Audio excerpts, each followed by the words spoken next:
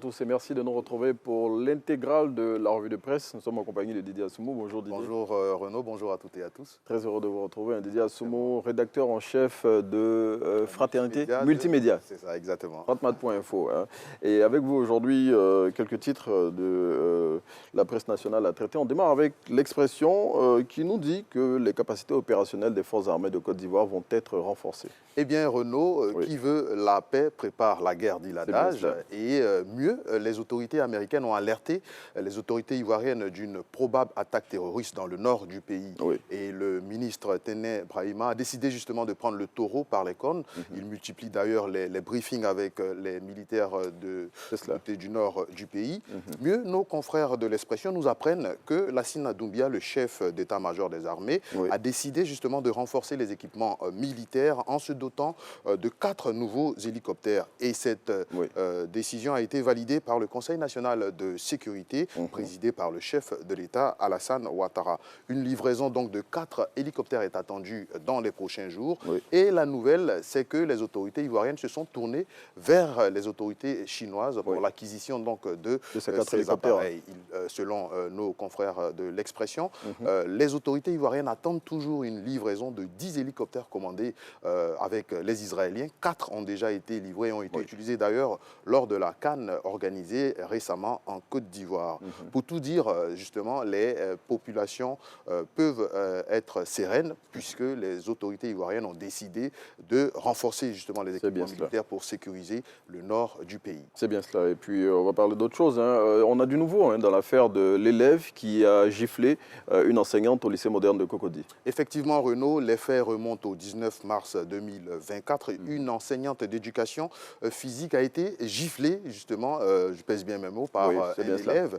Et donc, quelques jours après, c'est-à-dire le 8 avril, les élèves de cet établissement ont demandé pardon au corps enseignant. Ils ont imploré justement la clémence dans la cour de l'école à genoux. Mais cette supplication n'a pas justement été entendue par les enseignants, puisque des sanctions ont été annoncées hier par le corps enseignant. L'élève, justement, incriminé en classe de terminale qui a agressé la professeure ne fait plus partie de l'effectif de cet établissement. Il a été donc remis à la direction régionale de l'enseignement. Et puis, ses acolytes ont également écopé de sanctions, certains donc pour une semaine environ d'exclusion de l'école et pour d'autres jusqu'à plus de 2 semaines.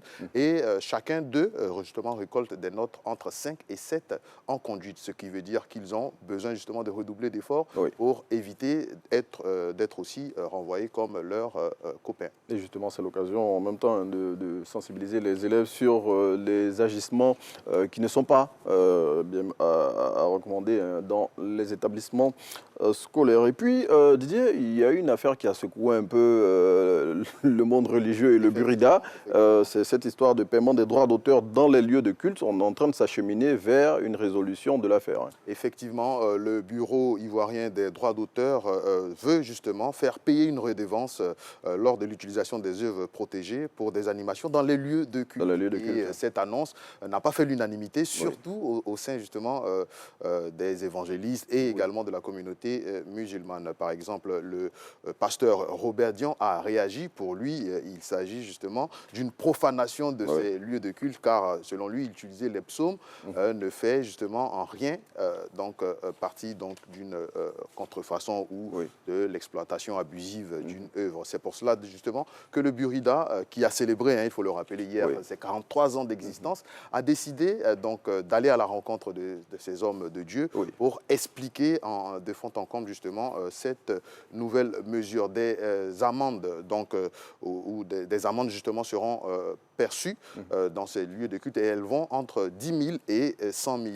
Les négociations sont toujours en cours à l'heure actuelle et le Burida a bon espoir que les hommes de Dieu finiront par comprendre le bien fondé de cette nouvelle mesure qui permettra, c'est le cas de le dire, aux artistes ivoiriens de vivre décemment, de vivre de leur art. Mais justement, il faut juste qu'ils se comprennent sur la nature de cette nouvelle taxe et puis que les choses, on l'espère, rentrent dans l'ordre. Et puis, Didier, on va refermer avec, non, plutôt, la tauté. Justement, il y a une mesure d'interdiction de ce produit qui est considéré comme étant aphrodisiaque. Et justement, les populations au sein desquelles cette mesure a créé un petit choc se prononcent. Effectivement, Renaud, l'autorité ivoirienne de régulation pharmaceutique a décidé de suspendre la fabrication et la vente de ce produit baptisé Atoté Original 100%, et également la paix Cognon Mousseau, un autre produit du même genre. Mais cette décision ne fait pas l'unanimité. Les populations se sont prononcées à travers le micro de nos confrères. Et par exemple, une commerçante à Adjamé a estimé que les femmes elles-mêmes achèteraient ce produit pour le faire boire justement à leur homme, le faisant passer pour des produits guérissant les maux de tête. Bon, donc ils le prennent à leur corps défendant. Absolument. Et les praticiens également ne comprennent pas encore cette mesure, puisque selon eux, ce produit est vendu à travers le monde et il serait donc certifié. L'autorité continue d'expliquer qu'une substance médicamenteuse a été introduite justement dans ce produit Atoté, faisant justement de ce produit donc une contre-publicité, puisque les fabricants estiment que c'est un produit 100% naturel.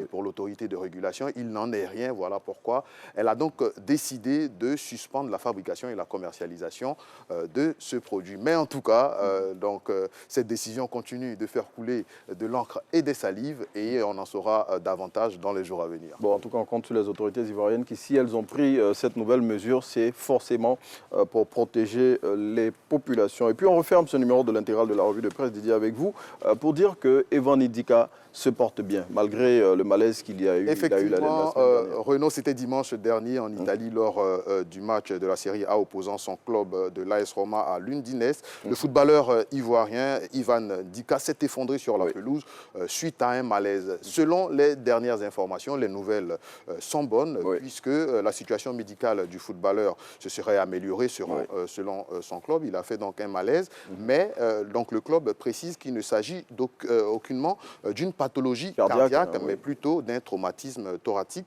Voilà les dernières informations concernant le footballeur. Il a été donc mis à l'écart pour le moment en vue de subir des tests supplémentaires à Rome, a fait savoir justement son club dans un communiqué publié sur sa page Meta. Bon, en tout cas, on souhaite prompt rétablissement à notre champion et puis on espère qu'il va retrouver très rapidement les pelousons. Parlant des champions ivoiriens, il faut dire qu'Odilon Kosonou a été sacré champion d'Allemagne avec son club du Bayer Leverkusen. Allez Didier, on s'arrête ici. Merci. Pour ces numéros de l'intégrale de la revue de presse, on vous laisse en compagnie de Thierry Angeval pour la suite de Matin Bonheur.